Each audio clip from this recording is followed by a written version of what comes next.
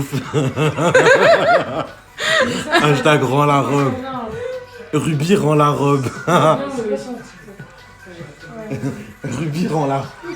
Hashtag rend la robe. Non, franchement, la deuxième robe, c'est un truc de ouf. Maintenant, ce qui se passe, c'est que moi, j'ai arrêté de lui parler après la première robe, parce que franchement, j'étais déçu, elle m'avait trop vénère, tu vois. Et ce qui s'est passé, c'est que j'ai décidé de couper les ponts.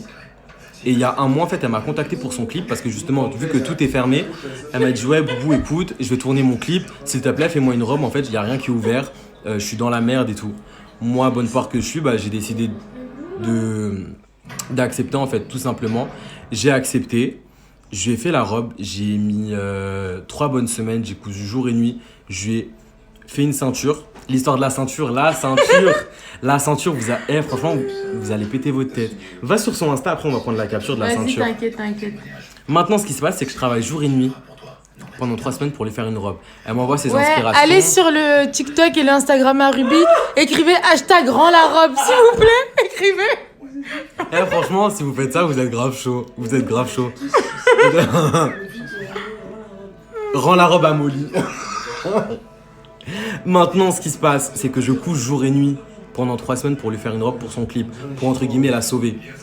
Après, elle commence à me parler de plusieurs tenues. Ouais, je veux un blazer. Ouais, je veux une robe comme ci, une robe comme ça. Du coup, il me faut 3 tenues. Il faut que tu couds. Il faut que tu sois motivé. Moi, franchement, j'étais motivé à lui faire. Elle allait me créditer sous le clip. Et franchement, ça m'aurait aidé, tu vois. Quand tu as de la bonne foi envers quelqu'un que tu estimes, parce que cette fille-là, en fait, elle s'est confiée à moi. Elle m'a dit des trucs. On était amis. On était de bonnes connaissances. En tout cas, on était de bonnes connaissances. Vous connaissez, on s'était très bien entendu.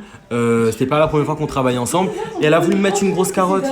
Non, mais bref, t'as compris. Bonne connaissance, voilà, j'ai rectifié. Maintenant, ce qui s'est passé, la robe, je lui ai fait et tout. On a fait un essayage, elle a kiffé. Et en plus, moi, vous connaissez mon travail, vous l'avez vu sur Instagram, j'utilise que des beaux trucs. Des diamants équivaut au Swarovski, il n'y a que du verre, il n'y a aucun plastique. Des matières, du satin, de la soie et tout. C'était une putain de robe, franchement. Voilà, j'aurais préféré la donner à une de mes abonnées. Wesh! Oui, à et toi moi aussi. Toi aussi. Non, je me tire. Ruby, garde la robe. Wesh! Non, t'inquiète, je te donnerai un petit bout. Mais franchement, franchement, j'ai mis tout mon cœur parce que c'est le taf. Et moi, quand c'est le taf, je me donne à fond en fait. Du coup, la robe en fait, en question, je lui ramène la veille du tournage. C'est-à-dire qu'elle tournait dimanche, moi je suis venu samedi soir. Samedi. Mais c'est vrai en plus. Wesh. Voilà. Ça se voit, elles sont pas bons.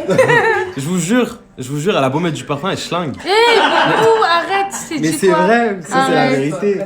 Parle juste de ce qu'elle a fait. La veille du tournage, on se donne rendez-vous pour le dernier essayage final. J'arrive et tout, elle avec un ami TikToker, je sais plus comment il s'appelle, bref, lui aussi c'est un bouffon. J'arrive et tout, elle essaye, ça se passe bien. Toutes les mensurations, franchement, elles sont carrées et tout. La seule chose qu'elle a trouvé un peu exagérée, c'était le décolleté. En sachant que vous la connaissez, elle m'a demandé un big décolleté. Il n'y a pas à dire regarde la robe par contre. Non mais elle voulait un gros décolleté. Du coup, moi j'ai assuré le décolleté. Je lui ai fait un truc vraiment très ouvert. Elle fait l'essayage, elle me dit ouais Boubou, franchement ça va pas. Faut fermer en fait. Dites-vous que j'étais à Châtelet, en plein Paris, en plein confinement. À l'aller, je me suis fait contrôler en plus.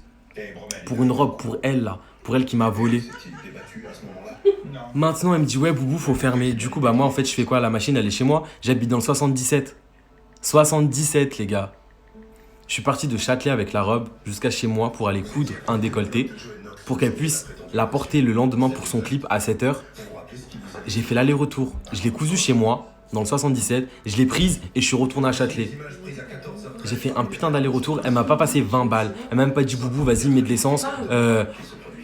Mets de l'essence en fait et gère en fait, s'il te plaît. Non, la go en fait, elle s'en battait les couilles tant qu'elle avait sa robe et tout. Maintenant et tout, je couche chez moi et je vois que j'ai un diadème. Comment on appelle ça? Un diadème. Un diadème et tout, sauf que c'est des perles vertes. Ouais, les perles vertes, en fait, je les ai pas en noir avec un vernis, les gars. Tellement que c'était de la bonne foi et de la. Franchement, ça venait du cœur. Je me suis dit, vas-y, ça va trop faire bien avec la robe et tout. J'ai commencé à peindre les perles du diadème avec un vernis noir pour lui faire plaisir. Maintenant, ce qui se passe, c'est que je retourne à son hôtel dans Châtelet.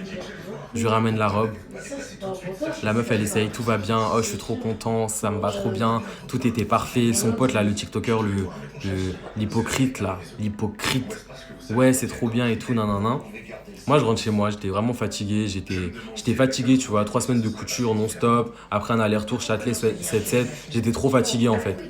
J'étais vraiment trop fatigué. Et puis même, vous savez, c'est de la pression quand vous faites une robe pour quelqu'un et vous savez que c'est pour un événement, vous avez peur que ça lui plaît pas et tout, donc c'est de la pression, mine de rien. Franchement, j'étais KO. Et du coup, en fait, ce qui s'est passé le jour du tournage, c'est que moi, en fait, je suis rentré dormir et que toute la journée, j'ai pas eu de ses nouvelles. J'ai pas eu de ses nouvelles et tout. Et je me suis dit, en fait, il y a un problème ou je sais pas. Du coup, je lui ai envoyé un message pour prendre de ses nouvelles. La meuf, elle me répond pas. Après, elle m'appelle. Elle me dit, ouais, du coup, Boubou, en fait, j'ai pas pu porter la robe parce que le décolleté, il était trop fermé. Wesh. Les gars, wesh. Où on va? Où on va? La veille, je fais un aller-retour pour coudre le décolleté parce que je le trouve trop ouvert. Et le lendemain, tu me dis que ton directeur artistique, Zarma, il a trouvé ça trop fermé. Et en fait, t'as pas porté la robe. À quel moment tu fais ça à quelqu'un? J'ai fourni du travail, des heures de travail et tout. Bref, maintenant, il me dit ça. Je lui ai envoyé un message dans le respect et dans le... Comment on dit? Ouais, dans le respect. Je ne croyais pas que vous iriez. Je lui ai dit, en fait, soit tu me payes mes heures de travail, soit tu me fais une pub. Même si c'est pas dans le clip, du coup, tu me postes sur Snap, tu me postes sur Story Insta, tu me postes où tu veux. Elle a jamais répondu. Elle a gardé les robes. Aujourd'hui, je sais même pas ce qu'elle en a fait. Elle a gardé les robes. Elle m'a plus jamais répondu. Et là, en fait, j'ai pété un plomb. Je me suis dit, en fait, il n'y a pas à voler les gens comme ça. Dis bien que t'as pris du temps avant d'en parler. Tu Ouais, m'envoies tous les franchement, jours des messages, j'ai tu pris regardes, 15 jours. tu te calmes. J'ai pris 15 jours et tout avant d'en parler, tu vois. Non, même 20. Pas tout à fait votre devis. En plus, il y a eu le ramadan, du coup, j'ai vraiment pris sur moi. Mais pour le coup, en fait, je pouvais pas garder ça pour moi. Kylian, il a pas joué. Ce sera dans le Bronx. Contre Maskins.